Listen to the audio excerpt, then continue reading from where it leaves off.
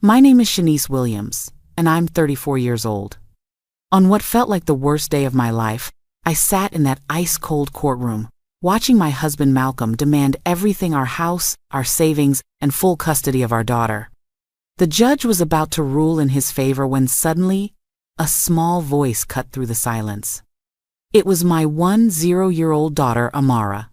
"Your Honor," she said, her voice trembling but clear, "may I show you something that Mom doesn't know about?" The judge nodded. My heart stopped. What could Amara possibly know that I didn't? What secret had my baby been keeping from me? She stepped forward, pulled out her phone, and pressed play. The moment that video started playing on those courtroom monitors, the entire room froze in complete silence. What appeared on that screen didn't just shock the judge, it destroyed my husband's lies and exposed a betrayal so cruel, so calculated, so evil, that I still can't believe it happened to me. But I'm getting ahead of myself. Let me start from the beginning, because you need to understand how a man I loved, a man I trusted with my whole heart, turned into the monster who tried to take everything from me. Before the story begins, please drop a comment telling us which state or city you're watching from. Don't forget to hit that like button and subscribe so we can keep bringing you these powerful true stories. My life in Atlanta used to feel like a blessing. I had a beautiful home in a quiet neighborhood, a daughter who was my whole world, and a husband who I thought loved me. But looking back now, I realize I was living in a carefully constructed lie.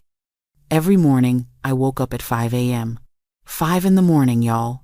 While Malcolm was still sleeping peacefully in our bed, I was already in the kitchen preparing his breakfast. Eggs, turkey bacon, whole wheat toast, fresh orange juice, and black coffee exactly how he liked it. I made sure his shirts were pressed and hanging in the closet. I made sure his briefcase was by the door. I made sure everything was perfect, because that's what I thought a good wife was supposed to do. By 6:30, I was waking up Amara, my sweet 10-year-old baby girl. I'd help her pick out her clothes, brush her thick curly hair into 2 perfect puffs, make sure she had her homework packed, and prepare her favorite breakfast chocolate chip pancakes with strawberries.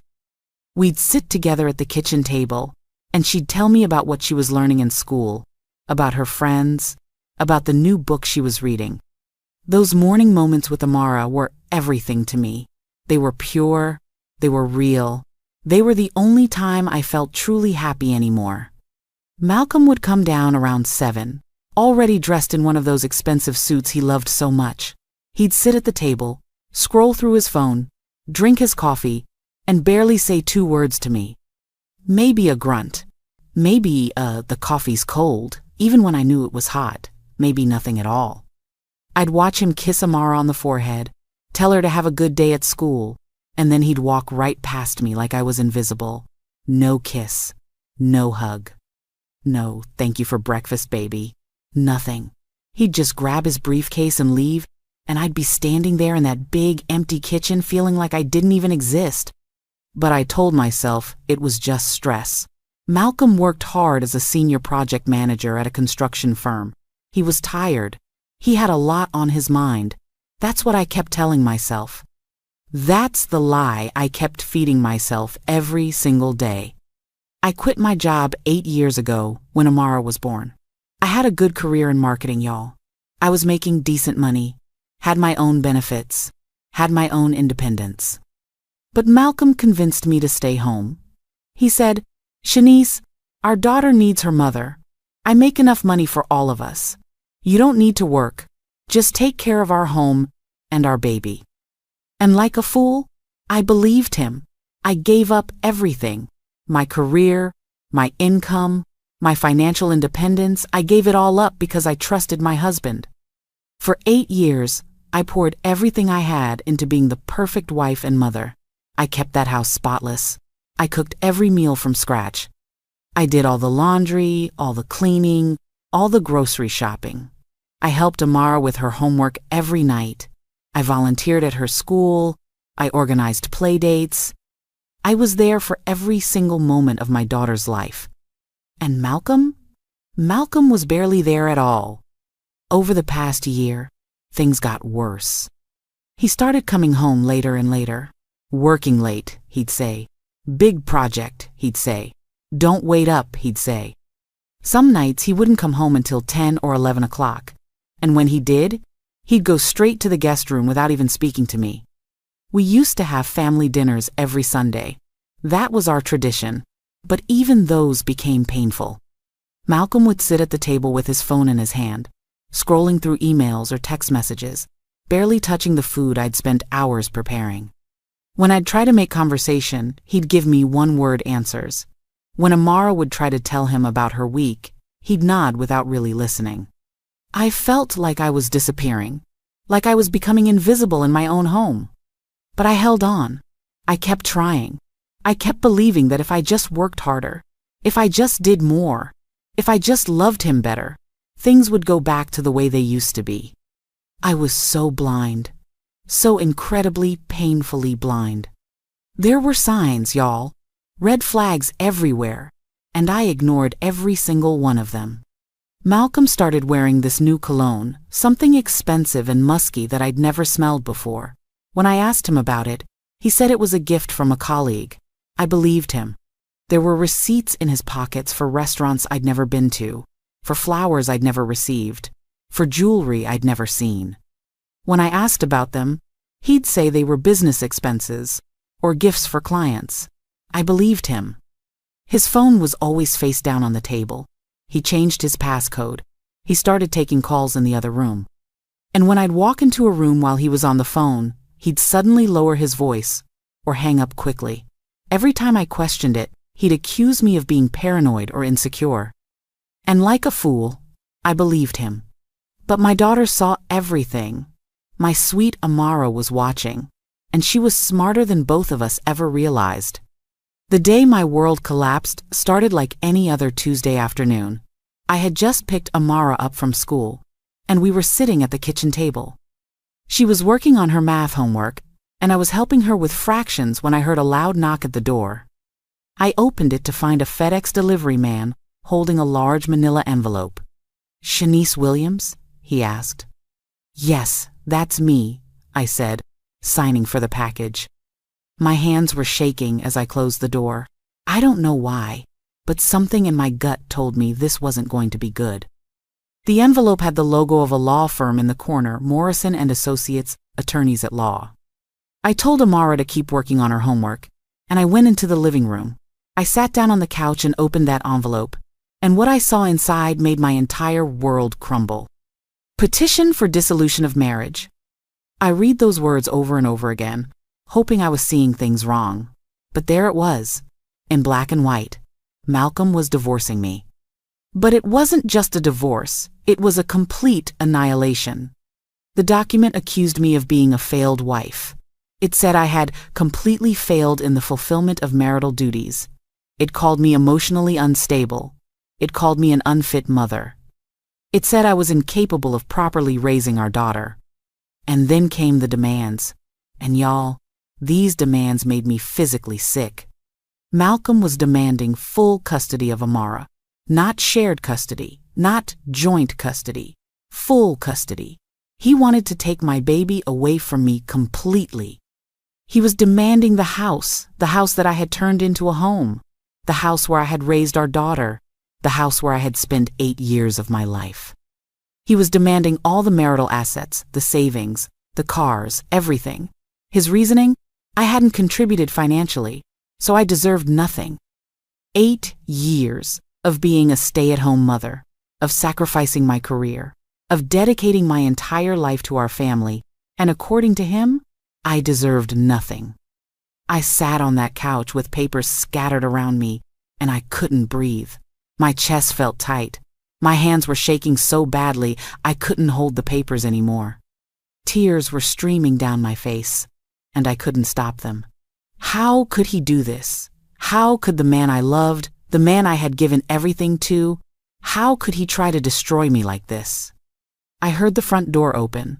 Malcolm came home early that day, the first time in months he'd been home before 8 p.m. And suddenly, I understood why. He wanted to see my reaction. He wanted to watch me break.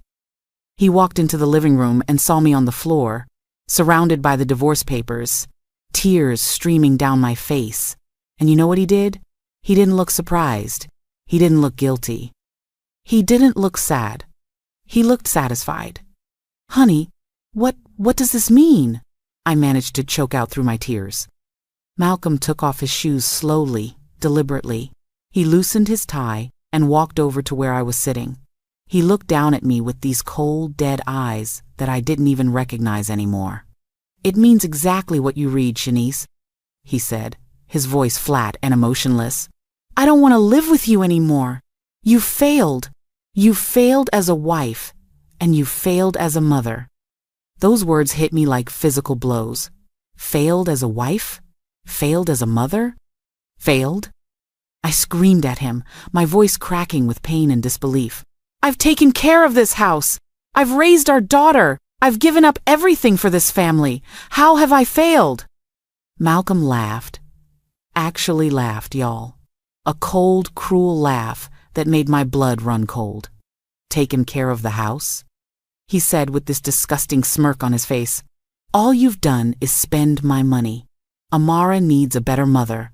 A competent one. Not someone who only knows how to cry and complain like you. I tried to stand up, but my legs wouldn't work. You can't take Amara from me. You can't take everything. This isn't fair. This isn't right. Malcolm crouched down so his face was level with mine, and what he said next, I will never forget as long as I live. I can, and I will, he said, his voice low and venomous. My lawyer has everything prepared. All the evidence we need. You won't get a single dollar, Shanice. You'll leave this house with nothing. And get ready for this, even your own daughter is going to testify in court about how incompetent you are as a mother. I felt like I'd been stabbed in the chest. What? No, Amara would never. She will, Malcolm said, standing up and smoothing his suit jacket. Because she knows the truth. You're not fit to be her mother. He walked away from me like he'd just told me what he wanted for dinner, not like he'd just destroyed my entire life. He went upstairs to the guest room and locked the door, leaving me collapsed on the living room floor, sobbing so hard I thought I might die. That night was the longest night of my life. I couldn't sleep. I couldn't eat. I couldn't think straight. All I could do was sit in Amara's room and watch her sleep, terrified that this might be one of the last nights I'd ever get to do this. How could Malcolm say that Amara would testify against me? What lies had he been filling her head with? What poison had he been dripping into my baby's ears when I wasn't around? The next morning, I was completely numb. Malcolm acted like nothing had happened. He woke up, got dressed in another one of his expensive suits, and went to wake up Amara for school. He made her breakfast, something he never did, and I watched from the doorway as he played the role of the perfect father. Good morning, princess, he said to her, his voice dripping with fake warmth. Daddy made you some cereal. Let's get you ready for school. Amara looked confused. She kept glancing at me, like she could tell something was wrong. But Malcolm kept her distracted, kept her focused on him. When they left for school, I was alone in that big house, and reality started to sink in. I had to fight this. I had to find a way to protect myself and my daughter. But how? I had no money. For 8 years, Malcolm had controlled all the finances. He gave me a monthly allowance for groceries and Amara's school expenses. But that was it. I had no savings of my own, no income, no financial independence whatsoever. My hands shaking, I grabbed my phone and opened our banking app. We had a joint account, the one I thought was our family's emergency fund. The account that was supposed to have our savings in it. I entered the password, waited for the app to load, and when I saw the balance, I thought I was going to pass out. $0, 0 cents. That account was completely empty. No, I whispered, refreshing the app over and over again, hoping it was some kind of error. But the number didn't change, 0. I clicked on the transaction history with trembling fingers, and what I saw made me want to scream. For the past 6 months, Malcolm had been systematically withdrawing money from our account. Large amounts, $10,000 here, $20,000 there, $15,000, $30,000. The withdrawals happened every few weeks. and every single one of them was transferred to an account I didn't recognize. The last withdrawal had been made 3 days ago. He had emptied the remaining $75,000 from our account, leaving me with absolutely nothing. I ran upstairs to our bedroom, my heart pounding. I went to my jewelry box, the one that held my wedding rings, my grandmother's pearl necklace that she'd left me when she died, the diamond earrings Malcolm had given me on our 5th anniversary. I opened the box, and it was empty. Completely empty except for a few cheap costume jewelry pieces. Everything of value was gone. He had stolen everything. He had planned this for months, maybe even longer. He had systematically robbed me of every dollar, every valuable possession, every bit of financial security I had. And then he had the audacity to accuse Emmy of being financially irresponsible in his divorce papers. I collapsed on the bedroom floor and cried until I had no tears left. I felt so stupid, so blind, so completely betrayed. But I couldn't give up. I had to fight for Amara. Even if I had to fight with nothing, I had to try. I called an old friend from my marketing days, Keisha, and told her everything. She was horrified. She immediately gave me the name of a lawyer, attorney Marcus Thompson. She said he was honest, compassionate, and worked with clients who couldn't afford expensive legal fees. The next day, I took a cab to his office. It was in a small building downtown, nothing fancy, but when I met attorney Marcus Thompson, I felt a tiny spark of hope for the first time in days. Marcus was a black man in his late 40s, with kind eyes and a calm presence. He listened to my entire story without interrupting. He took notes. He nodded. And when I was done, he looked at me and said something I'll never forget. "Shanice, your husband isn't just divorcing you. He's trying to destroy you, but we're not going to let him. We're going to fight." I started crying again, but this time they were tears of relief. Someone believed me. Someone was going to help me. Marcus asked to see the divorce papers Malcolm had filed, and I handed them over. He spent about 20 minutes reading through everything, and I watched his expression change from concerned to angry. "This is bad, Shanice," he finally said. "Your husband's lawyer is Derek Whitman. He's known for being ruthless, and they've built a strong case against you, at least on paper." He showed me the evidence they'd compiled. There were photographs, photos of my house looking like a disaster, dirty dishes piled in the sink, toys scattered all over the living room, laundry overflowing from baskets, beds unmade. "These photos were taken when I was sick," I shouted, feeling anger rise up in me for the first time. I had the flu. I was in bed with a fever of 103 for almost a week. Malcolm refused to help with anything. He said he was too busy with work. Of course the house was a mess. I was too sick to move. Marcus nodded sympathetically. "I believe you, Shanice. But in court, these photos will be powerful evidence. They'll use them to paint you as neglectful and lazy."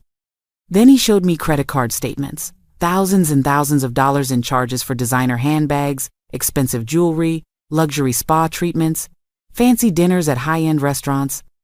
"I didn't buy any of this," I said, my voice rising in panic. "I've never bought a designer handbag in my life. I don't even know what half these stores are."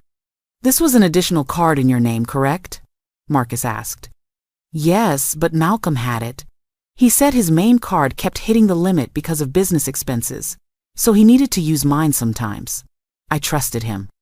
I never checked the statements because I thought he was just using it for work stuff or groceries." Marcus rubbed his temples. "Shanice, he set you up. He made all these purchases using your card so he could make it look like you were the one spending recklessly." The realization hit me like a freight train. Every kind gesture, every time Malcolm said, "Don't worry about it, I'll handle the bills," every time he took my credit card saying he'd forgotten his, it was all part of his plan to frame me. But the worst was yet to come. Marcus pulled out a thick document and placed it in front of me. "This is the most damaging piece of evidence they have, Shanice. It's an expert witness report from a child psychologist named Dr. Simone Garrett." I grabbed the report and started reading, and with every sentence I felt sicker and sicker. Dr. Garrett claimed she had conducted covert observations of me and Amara over a 3-month period. She said she'd watched us at the park, at the grocery store, at the mall, at Amara's school. Her findings were devastating. She claimed I was emotionally volatile and unstable. She said I yanked Amara aggressively in public and made her cry. She said I ignored Amara's needs and was more focused on my phone than my child. She said when Amara fell at the playground, I reacted with excessive hysteria that further traumatized the child.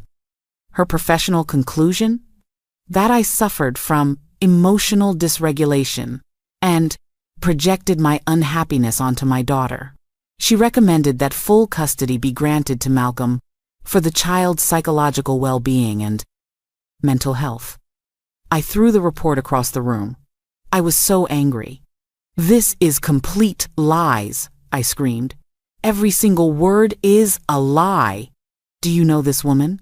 This Dr. Simone Garrett? Marcus asked carefully. No, I've never heard of her in my entire life. I've never met her. How could she have been observing me if I've never even seen her? Marcus leaned back in his chair. That's what makes this so dangerous, Shanice. Her credentials are legitimate. She's a licensed psychologist with years of experience. On paper, she looks completely credible. And covert observation is a recognized method in child psychology. The court will take her testimony very seriously. I felt defeated all over again. How was I supposed to fight against fake photos, fake credit card charges, and a fake psychologist report? I had nothing. No money, no evidence, no proof of my side of the story. I can't afford you, I finally admitted, my voice barely a whisper. Malcolm took everything. I have maybe $200 in cash hidden in my purse. That's it. Marcus was quiet for a moment. Then he said, let's worry about payment later. Right now, we need to prepare your defense. This lawsuit has already been filed.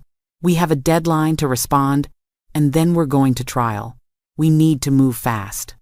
For the first time in days, I felt like maybe, just maybe, I had a fighting chance. But things at home got so much worse. Malcolm didn't move out. He stayed in that house, living in the guest room, and he made my life a living hell. He started bringing home expensive gifts for Amara, a brand new iPad Pro, designer clothes, a collection of American Girl dolls she'd been wanting, toys and gadgets I could never afford to buy her. Every time he gave her something, he'd make a show of it in front of me. See, princess? Daddy takes care of you. Daddy makes sure you have everything you need. Not like some people who can't even provide the basics. He'd say it with this smile on his face, and Amara would be so excited about her new gifts that she wouldn't even notice the cruelty in his words. But I noticed. Oh, I noticed every single dig, every single insult, every single attempt to make me look small and useless in my daughter's eyes. He started undermining me constantly. If I cooked dinner, he'd take one bite and say, "This is kind of bland, isn't it, Amara? Maybe we should just order pizza instead. Daddy will pay for good food." If I tried to help Amara with her homework, he'd swoop in and push me aside. "Let me help you, princess. Mommy's way is too confusing. You'll learn it wrong if she teaches you." If I asked Amara to clean her room, he'd tell her, "Don't worry about it, baby girl. Mommy's just being grumpy. You don't have to listen to her." Every single day, he was systematically destroying my authority as a mother, making Amara doubt me, making her think I was the problem. And I saw it working.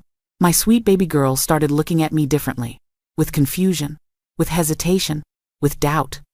One night, after Malcolm had taken Amara out for ice cream without telling me, she came into my room at bedtime. I was sitting on my bed, crying quietly, and she climbed up next to me. "Mommy, why are you crying?" she asked, her voice small and worried. I wiped my tears quickly, trying to smile. "I'm okay, baby. Mommy just has a headache." "Daddy says you're sick," Amara said, and my heart stopped.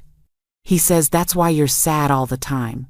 He says if I go live with him, you'll be able to rest and get better." The room started spinning.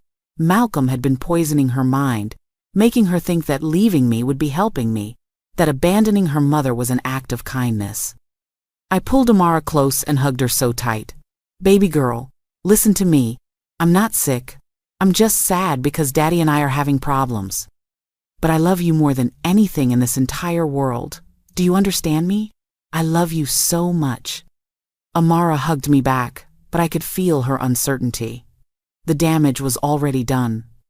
That night, I noticed something strange. After Amara fell asleep, I went to tuck her blanket around her, and I saw the corner of her old phone sticking out from under her pillow. It was the phone she'd had before Malcolm bought her the new iPad, an old iPhone with a cracked screen that barely worked anymore. Why was she keeping it under her pillow? Why not use the new iPad Malcolm bought her? I didn't understand it then, but I should have. My baby girl was smarter than all of us. One afternoon, about a week before our court hearing, something happened that showed me just how far Malcolm had sunk into evil. I was in the kitchen making Amara's after-school snack when I heard Malcolm's car pull into the driveway. But it was only 2 o'clock. School didn't get out until 3:30. I looked out the window and saw Malcolm get out of the car with Amara.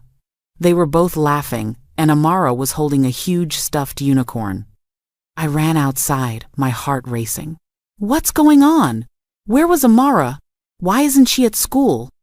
Malcolm smirked at me. I picked her up early. Took her to Six Flags. She had a great time, didn't you, Princess? Amara nodded happily, clutching her unicorn. Daddy won this for me. We went on all the rides. You didn't tell me you were picking her up? I shouted, feeling panic and anger rising in my chest.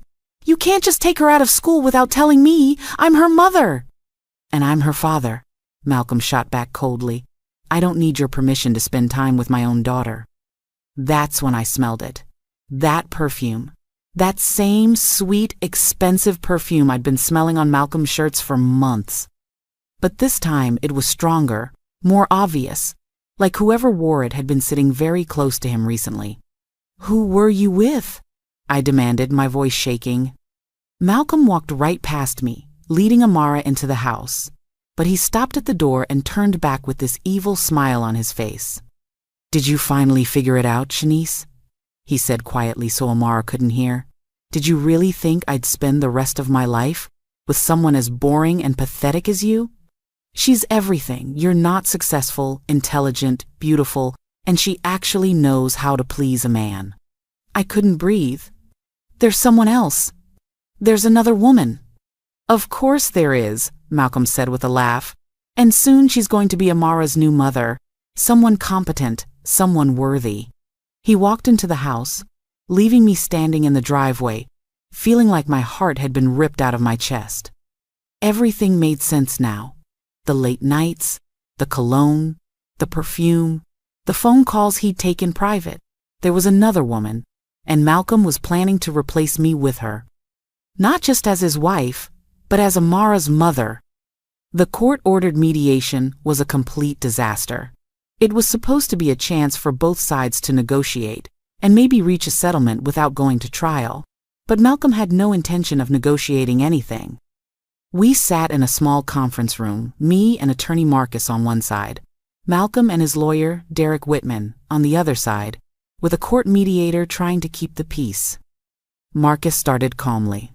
My client is willing to be reasonable. She's not asking for much. Shanice just wants shared custody of Amara and a fair division of the marital assets. She's willing to discuss the details. Before Marcus could even finish his sentence, Derek Whitman cut him off with a wave of his hand. There's nothing to discuss, Whitman said sharply. He was a tall white man in an expensive designer suit, and he spoke with this arrogant tone that made my blood boil. Our client's position is clear and non-negotiable. He slammed a thick folder onto the table, making me jump. Mrs. Williams has failed in every aspect of this marriage, Whitman continued, his voice dripping with contempt. The evidence we have, photographic evidence, financial evidence, and expert psychological testimony, proves beyond any doubt that she is unfit as a wife and as a mother. That's not true, I started to say, but Marcus put his hand on my arm, silently telling me to stay calm. Whitman ignored me completely and kept talking. Our client is generously offering Mrs. Williams the opportunity to walk away from this marriage with her dignity somewhat intact. If she signs the agreement we've prepared, she can leave without a drawn-out trial that will publicly humiliate her." "What agreement?" Marcus asked, though his tone made it clear he knew it wouldn't be fair. Whitman pulled out another document and slid it across the table. Marcus and I read it together, and I felt sick. The agreement gave Malcolm full custody of Amara. I would get supervised visitation only 2 hours every other Sunday, supervised by a court-appointed monitor. I would get none of the marital assets. No house, no savings, no cars, nothing. I'd have to leave with only my personal belongings. "This is insane," I shouted, unable to stay quiet anymore. "You want to take my daughter and leave me homeless with nothing?" Malcolm finally spoke up, and his voice was calm and measured, like he'd practiced this speech. "Shanice, I'm trying to do what's best for Amara. She needs stability. She needs a parent who can provide for her emotionally and financially. You've proven you can't do either." "I'm her mother," I screamed, tears streaming down my face. "I've taken care of her every single day of her life. How dare you sit there and say I can't provide for her emotionally?" "This is exactly what we're talking about," Whitman said, pointing at me like I was an exhibit. "Emotional instability, volatile behavior. This is why our expert witness determined that Mrs. Williams is unfit." The mediator tried to calm things down. "Perhaps we can find some middle ground." "There is no middle ground," Whitman interrupted. "Sign the agreement, Mrs. Williams, or we'll see you in court. And I promise you, what we'll present at trial will be far more damaging than what you've seen so far." Malcolm stood up, straightening his jacket. He looked at me with these cold, dead eyes and said, "Last chance, Shanice. Take the deal or lose everything in court." Then they left, just walked out of the mediation like they owned the world. Marcus and I sat there in stunned silence. Finally, he turned to me and said, "Shanice, I won't lie to you. This is going to be an uphill battle. They have evidence that looks convincing to a judge who doesn't know the full story. But I believe you, and we're going to fight this with everything we have." "What if we lose?" I whispered, my voice breaking. "What if they take Amara from me?" "We're not going to lose," Marcus said firmly. "We're going to show that judge the truth." But I wasn't so sure. How do you fight against lies that look like truth? The first day of trial was one of the worst days of my life. The courtroom was this big, intimidating space, with high ceilings and dark wood everywhere. The judge sat up on this platform that made him look like he was a mile above us. Everything about it was designed to make you feel small and powerless. And that's exactly how I felt. Small, powerless, terrified. Malcolm sat on the other side of the courtroom with Derek Whitman, and he looked so confident, so calm, like he'd already won. He didn't even glance in my direction. To him, I was already gone. Already erased. Attorney Whitman started his opening statement, and I had to sit there and listen while he destroyed my character in front of a room full of strangers. "Your Honor," Whitman began, his voice booming through the courtroom, "this is a simple case about a father trying to protect his daughter from a mother who has failed in every measurable way." He pulled up the photographs on a large screen for everyone to see. My dirty kitchen, my messy living room, my unmade beds. While Mr. Williams worked 60-hour weeks to provide for his family, Whitman continued, his wife couldn't even maintain basic household cleanliness. These photos show a pattern of neglect and laziness. I wanted to scream. Those photos were taken when I was sick, when I could barely get out of bed, but I had to sit there silently while he lied to the judge. Then came the credit card statements. Whitman projected them onto the screen, highlighting the expensive purchases, handbags, jewelry, spa treatments, fancy restaurants. Mrs. Williams spent over $50,000 in 1 year on luxury items for herself, Whitman said, his voice full of false concern. While her husband was working to support their daughter's education and their family's future, she was squandering their savings on designer handbags and spa days. Lies. All lies. But they looked so convincing on that screen, with the numbers and dates and receipts, all official looking. Marcus did his best in his opening statement. He told my side of the story, how I'd given up my career to raise our daughter, how I'd dedicated 8 years to being a full-time mother, how the photos were taken out of context, how Malcolm had controlled all the finances and used my credit card for his own purchases. But I could tell from the judge's face that Marcus's words weren't landing the same way. Whitman had physical evidence, photos, and financial documents. Marcus had my story. And in a courtroom, evidence beats stories every time. Then came the moment I'd been dreading most. Attorney Whitman stood up and announced, "Your Honor, the plaintiff calls his expert witness, Dr. Simone Garrett."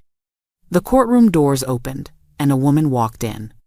And y'all, when I saw her, my whole body went cold. She was beautiful, elegant. She wore a professional cream-colored blazer and a pencil skirt. Her hair was pulled back in a perfect bun. She walked with confidence, heels clicking on the marble floor. She looked every bit like a successful, credible professional. But as she walked past me to get to the witness stand, I smelled it. That perfume, that same expensive, sweet perfume I'd been smelling on Malcolm's shirts for months. My hands started shaking. My heart was pounding so hard I thought everyone in the courtroom could hear it. This was her. This was Malcolm's mistress, the other woman. And she was pretending to be an objective child psychologist who had studied me and my daughter. I grabbed Marcus's arm and whispered urgently, "That's her. That's the woman Malcolm's been seeing. I can smell her perfume. It's the same one I've been smelling on him." Marcus looked alarmed. "Are you sure?" "I'm positive," I hissed. "That's his mistress, and she's about to lie under oath about me and my daughter." Marcus scribbled notes quickly, but I could see the worry in his eyes. Proving she was Malcolm's mistress wouldn't be easy. And even if we could, we had no way to prove her professional observations were false. Dr. Simone Garrett took the oath, swearing to tell the truth, the whole truth, and nothing but the truth. And then she sat down and proceeded to tell nothing but lies. Attorney Whitman began questioning her, and her voice was calm, professional, and utterly convincing. "Dr. Garrett, can you explain your qualifications?" "Certainly," she said smoothly. "I have a PhD in child psychology from Emory University. I've been a licensed psychologist for 12 years, specializing in child development and family dynamics. I've published numerous papers in peer-reviewed journals and have served as an expert witness in family court cases for the past 5 years." Everything she said was probably true, which made the lies that were coming even more dangerous. "And, Dr. Garrett, did you conduct observations of Mrs. Shanice Williams and her daughter Amara?" "Yes, I did," she said, opening a professional-looking binder.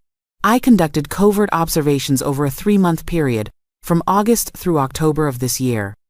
I observed their interactions in various natural settings, parks, grocery stores, shopping malls, and school pickup locations." "And what did you observe?" Dr. Garrett flipped through her notes like she was presenting scientific data, and then she started lying.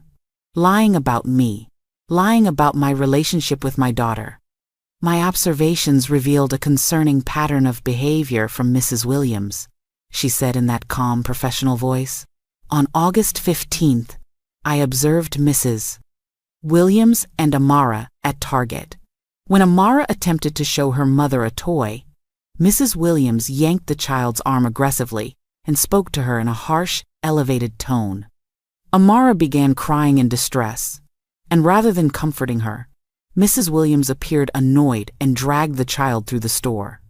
My mouth fell open. That never happened. That never happened the way she described it. What really happened was Amara almost ran into the parking lot without looking, and I grabbed her arm to pull her back because a car was coming. I wasn't being aggressive. I was saving her from getting hit by a car. And I did comfort her afterward. I hugged her and explained why she had to hold my hand in parking lots. But that's not what this woman told the court. She twisted a moment of me protecting my daughter into a moment of me abusing her. Dr. Garrett continued, and every word was like a knife in my heart. "On September 3rd, I observed them at Piedmont Park. Mrs. Williams sat on a bench absorbed in her cell phone while Amara played alone on the playground equipment. For approximately 20 minutes, Mrs. Williams did not look up from her phone once, leaving the child completely unsupervised. Another lie! I was texting my friend Keisha about whether they had ground turkey on sale at Kroger, because Malcolm had demanded I make his favorite meal that night, and I was trying to stay within the grocery budget he'd given me. I was checking my phone for 2 minutes, not 20, and I was watching Amara the entire time. During this observation, Dr. Garrett went on, Amara fell from the swing. Mrs. Williams' reaction was excessive and hysterical. Rather than calmly assessing whether the child was injured, Mrs. Williams ran to her screaming, which escalated Amara's fear and distress. This type of emotional dysregulation in the parent can be more traumatizing to a child than the actual fall itself. I was shaking with rage and grief.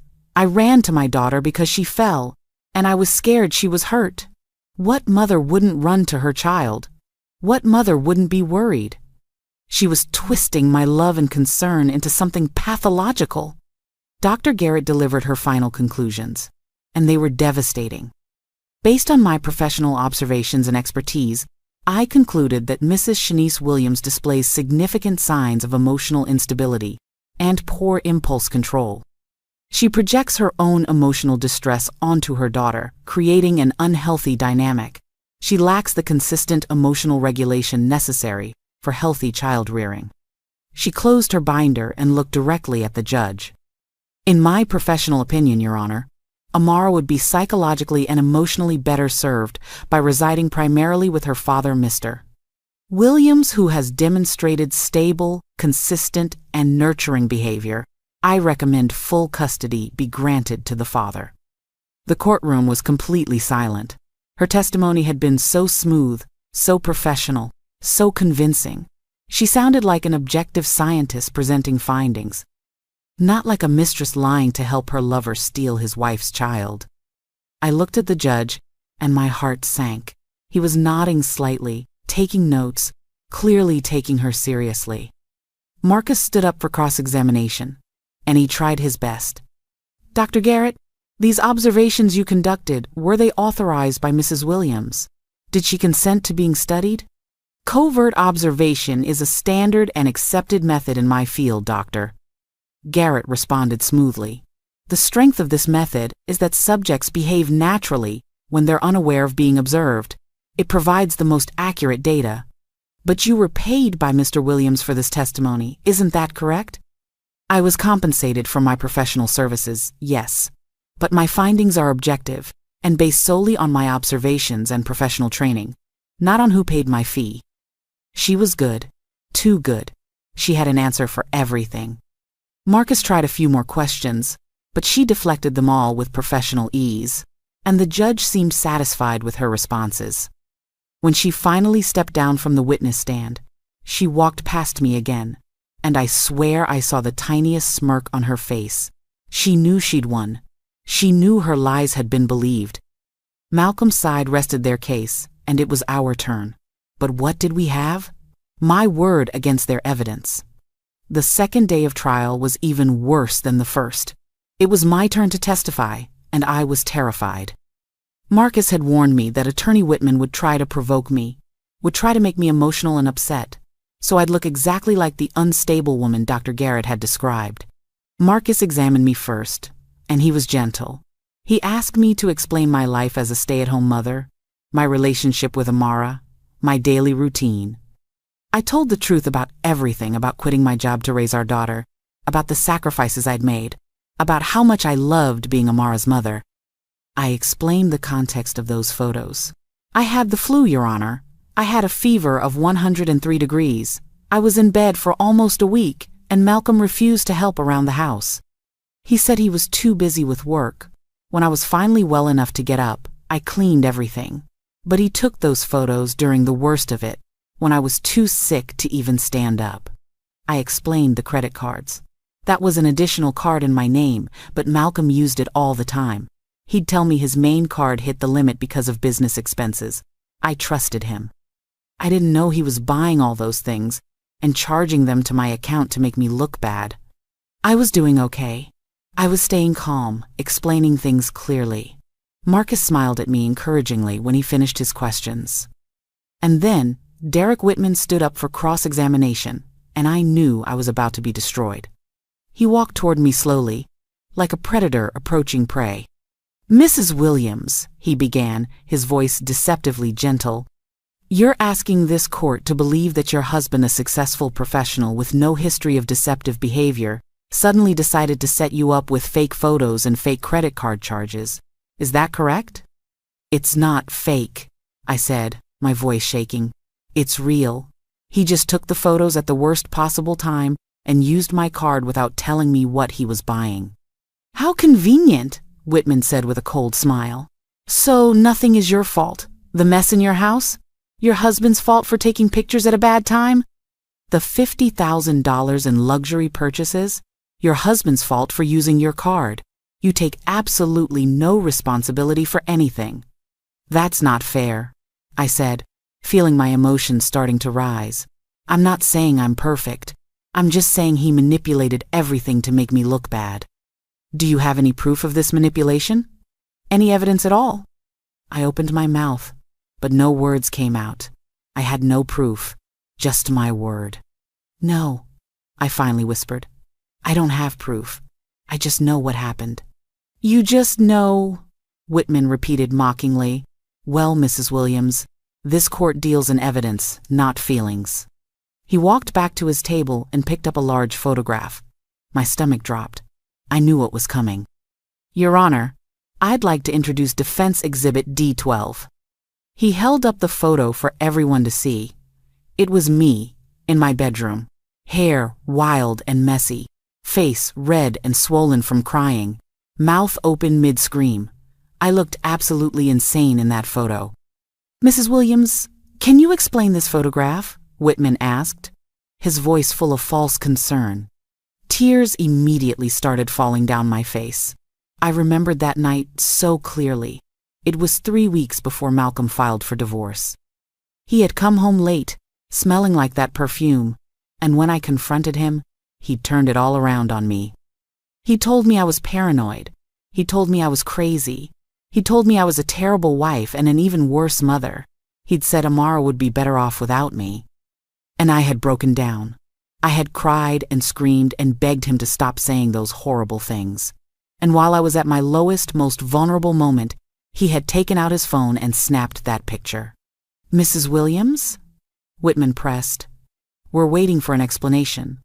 "That night," I said through my tears, my voice breaking, "Malcolm told me I was worthless. He told me I didn't deserve to be Amara's mother. He kept saying horrible, cruel things to me until I couldn't take it anymore. And when I finally broke down crying, he took that picture." "So you admit it?" Whitman pounced immediately. "You admit you were screaming hysterically, exactly as Dr. Garrett described in her professional assessment. You admit you have emotional outbursts." "He provoked me," I shouted, my voice getting louder. "He emotionally abused me for months. He said terrible things to me. He set me up." "Mrs. Williams, please calm down," the judge said, his voice stern. But I couldn't calm down. All the pain, all the betrayal, all the injustice of this entire situation came pouring out. "Don't you see what he did?" I screamed, standing up from the witness chair. "He planned this whole thing. He's been with another woman. That psychologist is his mistress. She's lying to help him take my daughter. He stole my money. He set me up. He's trying to destroy me." "Mrs. Williams, sit down," the judge shouted, banging his gavel. I collapsed back into the chair, sobbing uncontrollably. My whole body was shaking. I couldn't breathe. I looked up through my tears and saw Malcolm on the other side of the courtroom. He had his head bowed, and he was making this sad, hurt expression, like I was the one hurting him, like I was the crazy one, like I was the problem. And sitting in the gallery behind him, Dr. Simone Garrett sat with her hands folded in her lap, the smallest smile on her face. They'd won. They'd provoked me into doing exactly what they wanted. I'd looked unstable. I'd looked hysterical. I'd looked exactly like Dr. Garrett had described me in her fake psychological report. Attorney Whitman walked back to his table, satisfaction written all over his face. "No further questions, Your Honor." Marcus tried to do damage control, but there was no coming back from that. The judge had seen me lose control. The judge had seen me scream and cry and fall apart. When we left the courtroom that day, Marcus put his hand on my shoulder and said, "Shanice, I'm so sorry, but we're not done fighting. We still have one more day." But I knew the truth. We'd already lost. That night, I couldn't sleep. I lay in bed, staring at the ceiling, knowing that tomorrow, the judge was going to rule against me. Tomorrow I was going to lose Amara. Tomorrow my world was going to end. Around midnight, I couldn't take it anymore. I got up and went to Amara's room. I needed to see her, to hold her, to memorize everything about her, because I didn't know how many more nights I'd be able to do this. I opened her door quietly. She was asleep, her chest rising and falling peacefully. She looked so beautiful, so innocent. She had no idea her whole life was about to be turned upside down. I sat on the edge of her bed and just watched her sleep. I stroked her hair gently. I whispered, "I love you, baby girl. No matter what happens tomorrow, please never forget that Mommy loves you more than anything in this whole world." I stood up to leave, and that's when I saw it again. That old cracked phone peeking out from under her pillow. Why did she keep that broken thing? She had the brand new iPad Malcolm bought her. Why was this old, barely functional phone so important to her that she slept with it under her pillow every night? I stood there, looking at it for a long time, confused, but I was too emotionally exhausted to think about it. I kissed Amara on the forehead and went back to my room, not knowing that my daughter had been carrying the answer to all of this under her pillow the whole time. The next morning came too fast. Judgment Day. The day the judge would make his final ruling. The day I would either keep my daughter or lose her forever. I got dressed in the best outfit. I had a simple navy dress that I'd worn to job interviews years ago. I looked at myself in the mirror and barely recognized the woman staring back at me. I looked exhausted, defeated, broken. Marcus picked me up and drove us to the courthouse. The whole drive, he tried to prepare me for what was coming. "Shanice, you need to be ready for this ruling," he said gently. "Given how the trial went, given your testimony, I think we need to prepare for the possibility that—" "I know," I interrupted him. "I'm going to lose." "We can appeal," Marcus said quickly. "If the ruling goes against you, we can file an appeal. We can keep fighting." But I didn't have the strength to keep fighting. I felt like I'd already lost everything that mattered. We entered the courtroom, and it felt even colder than before, like walking into a tomb. Malcolm was already there with Attorney Whitman, both of them looking confident and relaxed. Dr. Simone Garrett sat in the gallery, wearing another expensive outfit, ready to celebrate her victory. The judge entered, and we all stood. This was it. This was the moment my life would either be saved or destroyed. "Please be seated," the judge said, settling into his chair. He opened the thick file in front of him and began to speak. "This court has reviewed all evidence submitted by both parties, heard testimony from witnesses, and carefully considered the arguments presented. This is never an easy decision, as it involves the well-being of a minor child." My heart was pounding so hard I thought I might pass out. "The plaintiff, Mr. Williams, has presented substantial evidence supporting his claims. The photographic evidence demonstrates a pattern of household neglect. The financial evidence shows significant irresponsible spending, and most significantly, the expert testimony from Dr. Simone Garrett provides professional, objective assessment of the defendant's emotional state and parenting capabilities." Every word felt like a nail in my coffin. "Furthermore," the judge continued, "this court witnessed firsthand the defendant's emotional instability during her testimony. Mrs. Williams's outburst in this courtroom, her inability to maintain composure, and her accusations without supporting evidence all corroborate Dr. Garrett's professional assessment." I closed my eyes. This was it. He was going to give Malcolm everything. Therefore, Having considered all evidence presented, and most importantly, considering what is in the best interest of the minor child Amara Williams, this court rules." He raised his gavel, ready to bring it down on my life. And then I heard it. A small voice from the back of the courtroom. "Stop!" Everyone turned at once. Standing in the doorway was Amara, my 10-year-old daughter, in her school uniform backpack still on her shoulders. "Amara?" I whispered, not believing what I was seeing. How was she here? Who brought her? School was in session. Malcolm's reaction was immediate and violent. He jumped up from his chair, his face going white as a sheet. "Amara, what are you doing here? Get out! You can't be here!" he shouted, his voice panicked in a way I'd never heard before. But Amara didn't move. She stood in that doorway, small and scared but determined. "Mr. Williams, sit down," the judge commanded, his voice sharp. Malcolm was shaking. "Your Honor, this is inappropriate." "I said, sit down," the judge repeated, banging his gavel. Attorney Whitman was on his feet too, looking just as panicked as Malcolm. "Your Honor, this is a clear violation of court procedures. A minor child has no business being in this courtroom during proceedings that concern her. I demand she be removed immediately." But the judge held up his hand. His eyes were fixed on Amara, and there was something in his expression that I couldn't quite read. Curiosity, maybe, or suspicion. "Young lady," the judge said, his voice gentler than I'd ever heard it, "how did you get here? Who brought you to this courtroom?" Amara walked down the center aisle, her footsteps echoing in the silent room.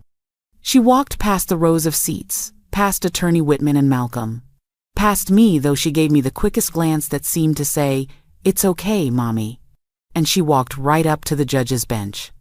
She was so small standing there, looking up at him, but her voice was clear and strong when she spoke. "I came by myself, Your Honor," she said. "Well, my Auntie Keisha drove me, but I asked her to. She's waiting outside." "And why did you come here, sweetheart?" the judge asked. Amara took a deep breath, and I saw her hands trembling as she clutched her backpack straps. "Because I heard Daddy tell Miss Simone that you were going to take me away from Mommy today, and that's not fair, because Daddy lied. Daddy and Miss Simone both lied." The courtroom erupted. Malcolm was shouting. Attorney Whitman was objecting, but the judge banged his gavel hard, multiple times. "Order! Everyone be quiet!" In the chaos, I saw Dr. Simone Garrett in the gallery. She had stood up halfway, like she was about to run. Her face had gone from smug confidence to pure terror. The judge looked at Amara again. "You said your father lied. What do you mean?" "Your Honor, this is completely inappropriate," Attorney Whitman shouted. "You cannot allow a child to testify without proper procedures." "I'm not testifying," Amara said, her voice stronger now. "I'm showing you something." She swung her backpack around and unzipped it. From inside, she pulled out her old phone, the cracked one, the one she'd been sleeping with under her pillow. My heart stopped. What was on that phone?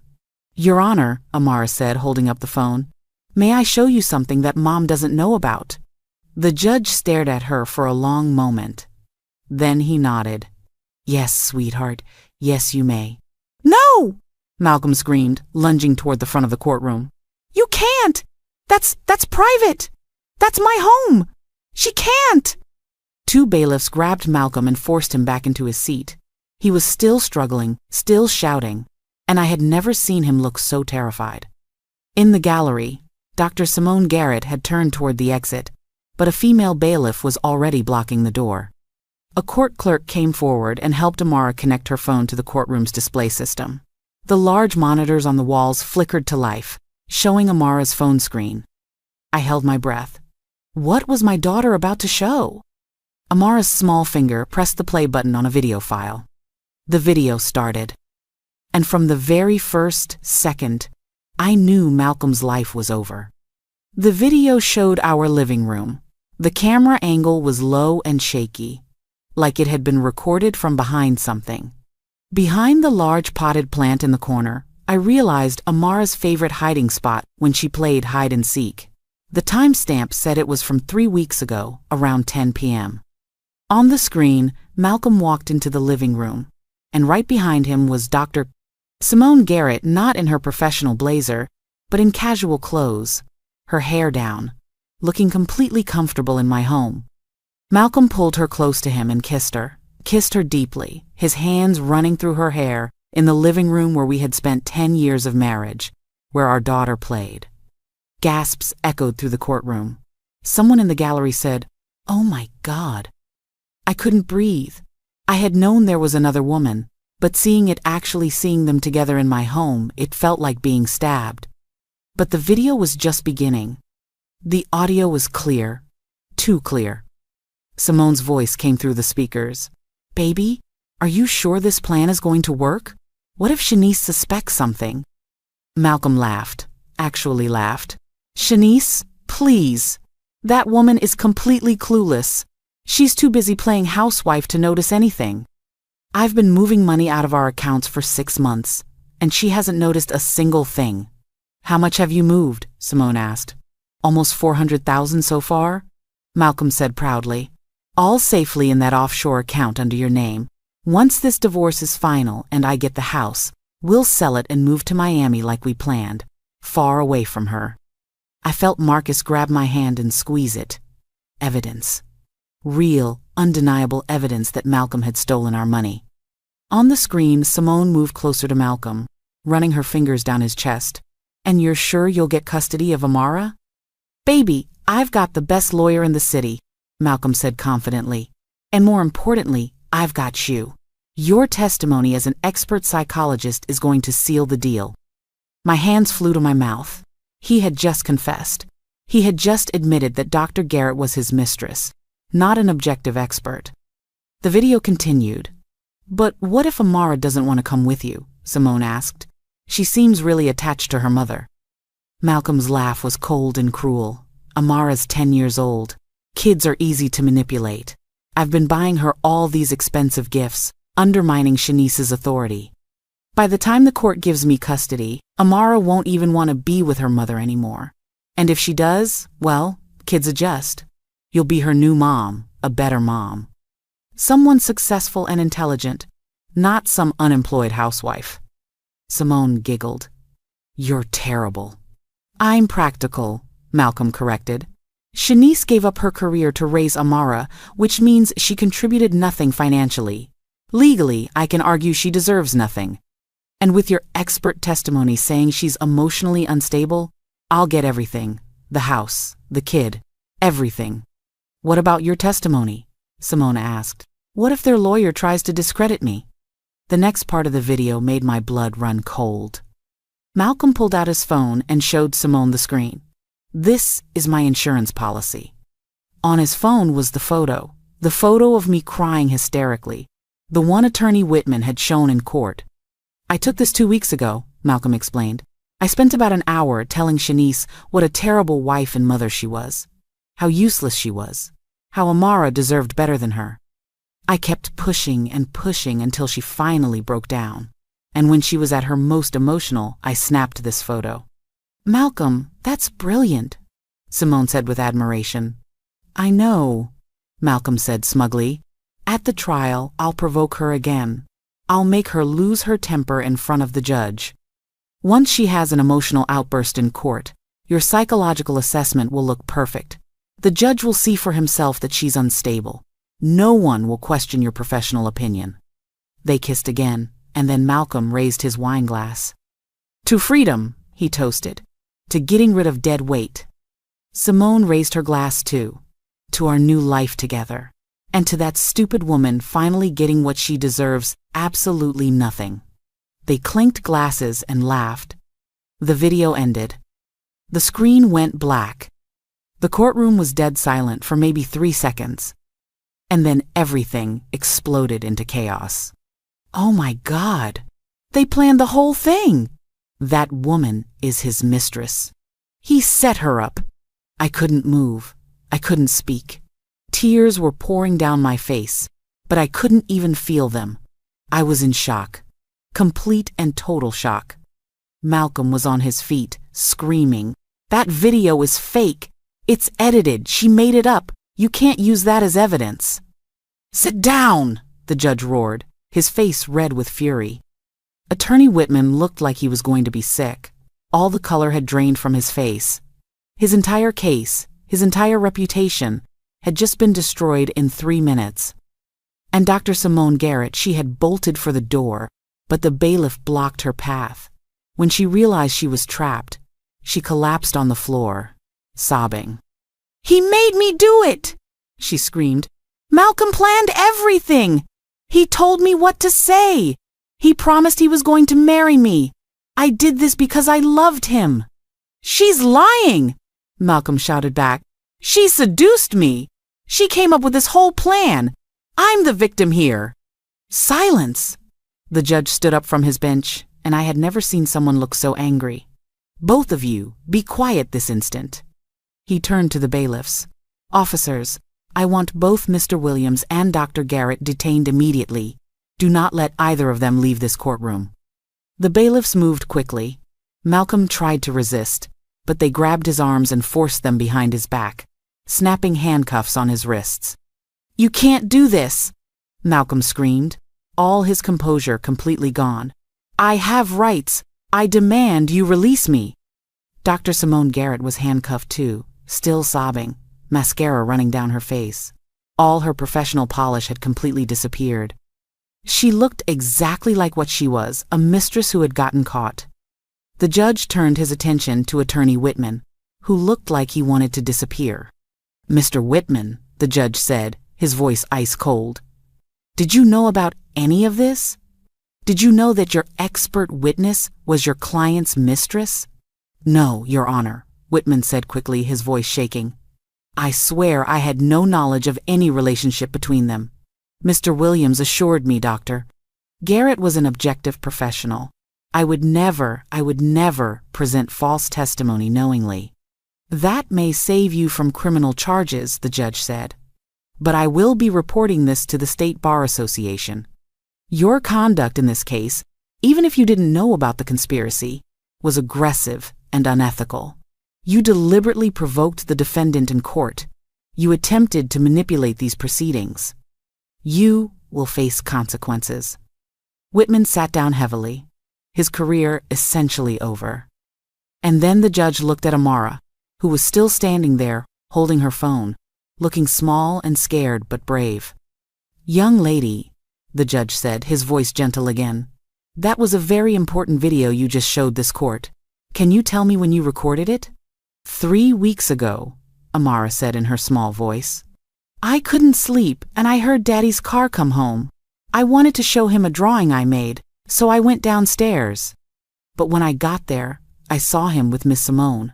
I knew I wasn't supposed to see them, so I hid behind the plant, and I remembered what Mommy always taught me." "What did your mommy teach you?" the judge asked. Amara looked at me for the first time since the video played, and my heart broke at the love I saw in her eyes.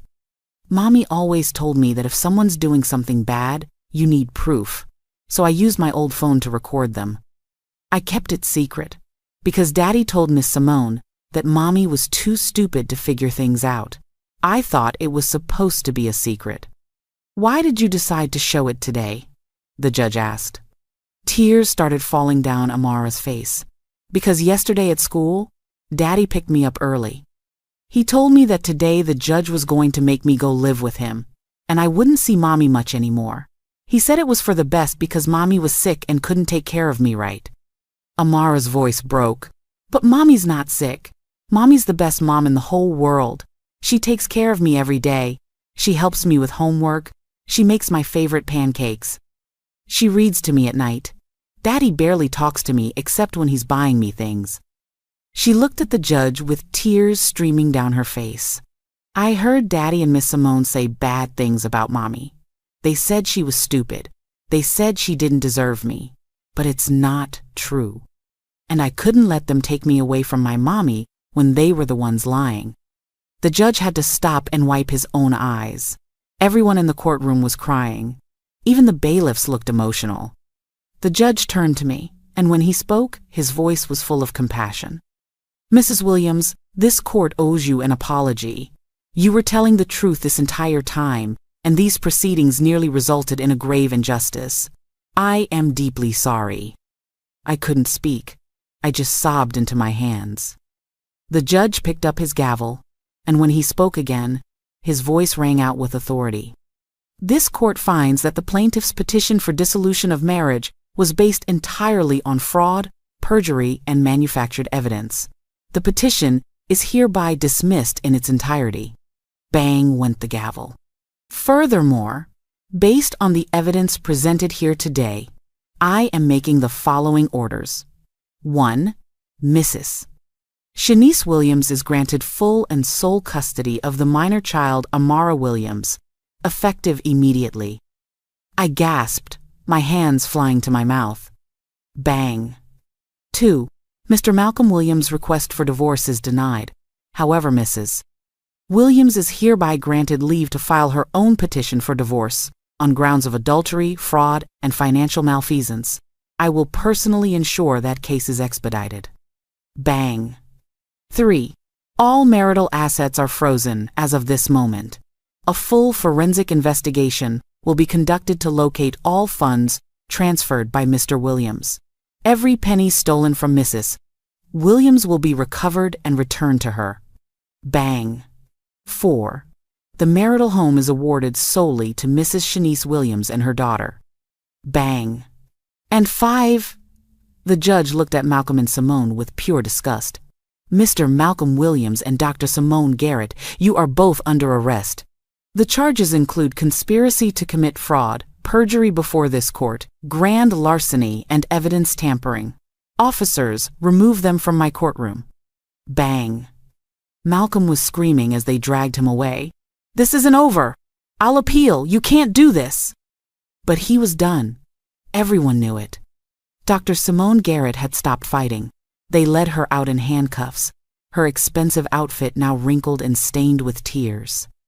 I sat there in complete shock, unable to process what had just happened. One moment I was losing everything.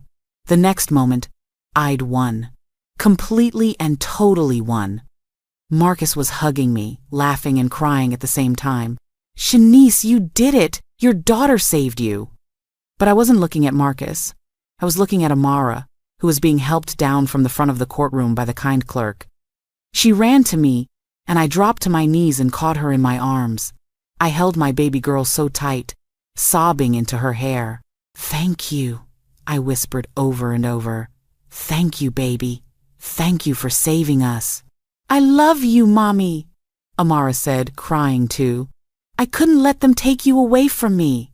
"I love you too, baby girl. So much. More than you'll ever know." We stood there in that courtroom, holding each other, crying tears of relief and joy, while all around us people clapped and cheered. Justice had finally been served. 6 months later, my life looks completely different. Malcolm was sentenced to 10 years in prison for fraud, theft, and perjury. Dr. Simone Garrett got 7 years, and her psychology license was permanently revoked. Attorney Whitman was disbarred and is facing criminal charges for his role in the conspiracy. The forensic investigation found every penny Malcolm had stolen. All $400,000 was returned to me, plus interest. I sold that big house. I couldn't live there anymore. Not after everything that happened there, and Amara and I moved to a cozy townhouse in Decatur. It's smaller, but it's ours. It's peaceful. It's full of love. I started my own event planning business, and it's actually doing really well. Turns out all those years of planning birthday parties and school fundraisers gave me skills I didn't even know I had. I'm making my own money now. I'm independent. I'm strong. But the best part? Watching Amara thrive. She's happy. She's confident. She knows without a doubt that her mother loves her and will always protect her, just like she protected me. We have a routine now. Every Saturday afternoon, we go to Piedmont Park, the same park where Dr. Garrett claimed I neglected my daughter. We sit on our favorite bench, share ice cream, and just talk. Really talk. About school, about her friends, about her dreams, about anything and everything. It was on one of those Saturday afternoons, about a month ago, that I finally asked her the question I'd been holding on to. "Baby girl," I said, licking my strawberry ice cream cone. "Can I ask you something?" "Sure, Mommy," Amara said, chocolate ice cream smeared on her chin. "Why did you record that video? I mean, I know you saw Daddy with Miss Simone, but what made you think to record them?" Amara was quiet for a moment, swinging her legs back and forth on the bench. Then, she looked up at me with those beautiful, wise eyes. "I didn't like Miss Simone from the first time I saw her," she said. "When was that? Remember when we went to the mall to buy school supplies? And that nice lady helped us find the right notebooks?" I remembered. A woman had helped us in Office Depot, chatting with us about back-to-school shopping. She'd been friendly and professional. "That was Miss Simone?" Amara said. "She pretended like she was just being nice. She even talked to you about how hard it is to find good deals on school supplies. She acted like she was your friend." My blood ran cold. Simone had been studying us even then, observing us for her fake psychological report, all while pretending to be a helpful stranger. "But after you went to the bathroom," Amara continued, "she looked at Daddy, and I didn't know why Daddy was there at first. I thought it was a coincidence. But she looked at him and rolled her eyes and said, 'Your wife takes forever. How do you stand her?' And Daddy just laughed."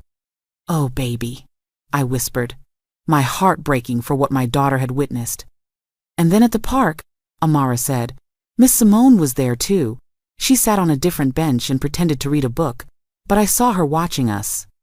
And when I fell off the swing and you ran to help me, I saw her writing stuff down in a little notebook. I thought it was weird." My clever, observant little girl had noticed everything.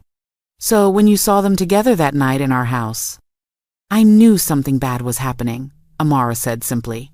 "Daddy was kissing someone who wasn't you. That's wrong. And I remembered what you always told me." "What's that?" "You always said that if someone's doing something wrong, you can't just say it. You have to prove it. Remember when that boy at school said I pushed him, but I didn't? You told me next time I should try to get a teacher to see what really happened, or have a friend who saw the truth. You said proof is important." I had told her that. It was such a simple lesson, just trying to teach her about standing up for herself and having evidence when people lied. I never imagined she'd use that lesson to save both of us.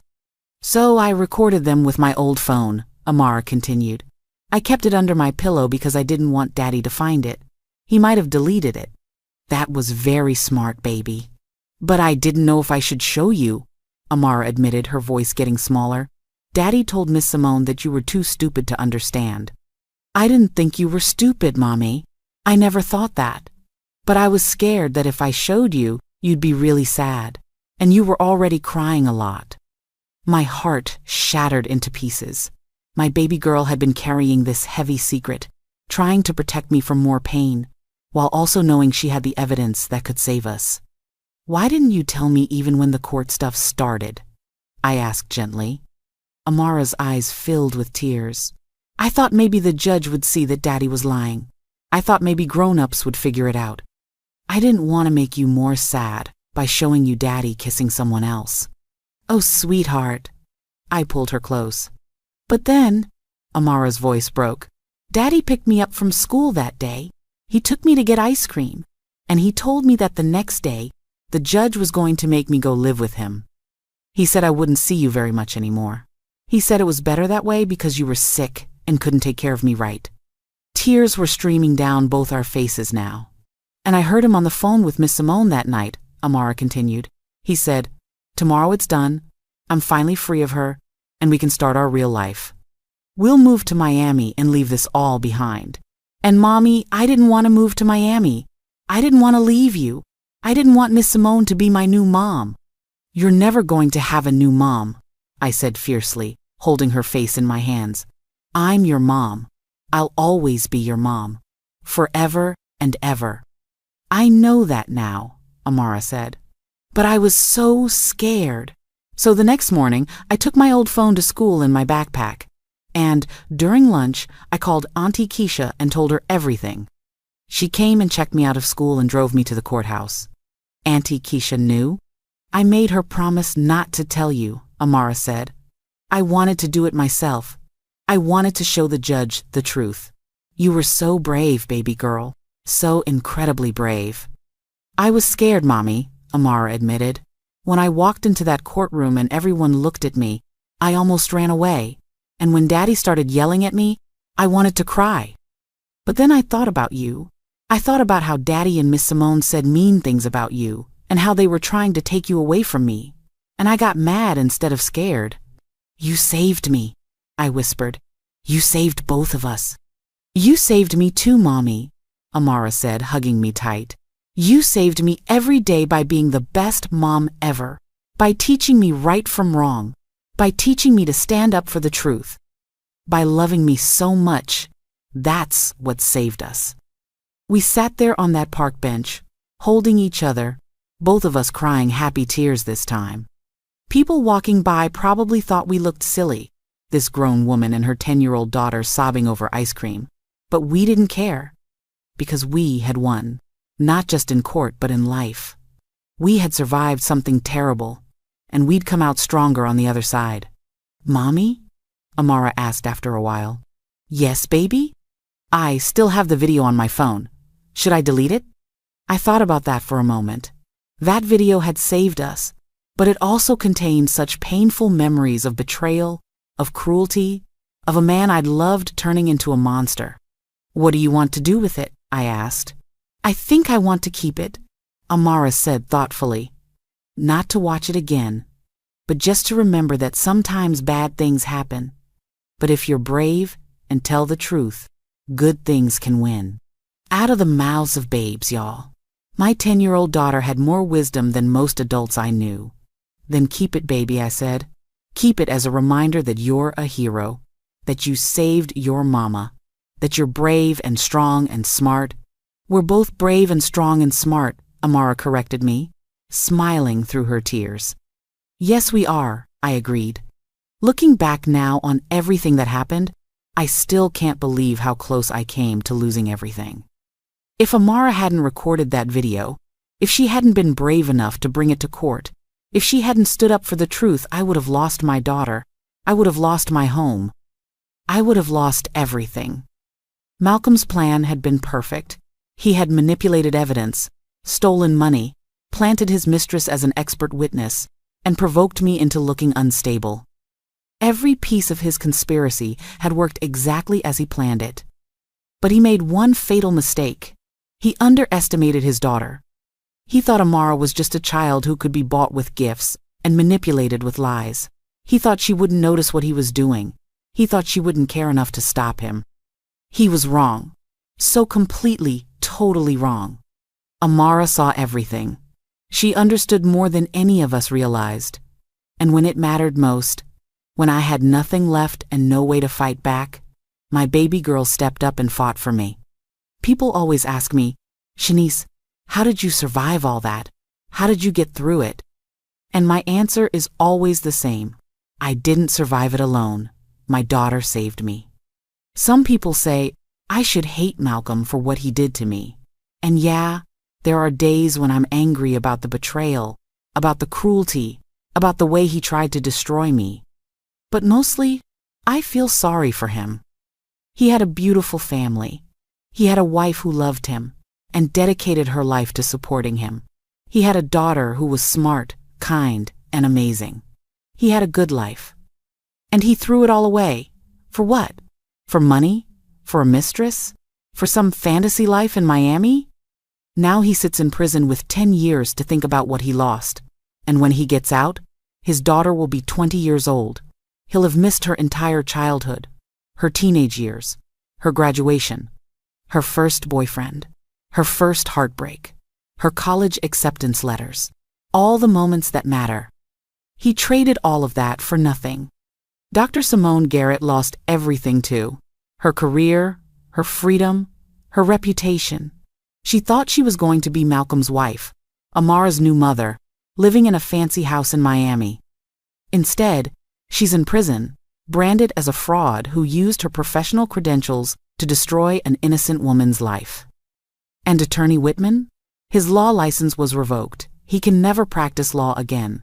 His reputation is destroyed. All because he was too aggressive, too willing to bend ethics, too eager to win at any cost. They all paid the price for their lies. But me? I'm finally free. Free from a marriage that had died years ago. Free from a man who never truly loved or respected me. Free from the constant feeling that I wasn't good enough, wasn't doing enough, wasn't enough, period. I'm building a life on my own terms now. A life where I make my own money, make my own decisions, and raise my daughter in a home filled with love and honesty. Is it perfect? No. Some days are hard. Some days I'm tired and overwhelmed trying to run a business while being a single mom. Some days I worry about money, even though I have the $400,000 Malcolm stole from me sitting in my bank account.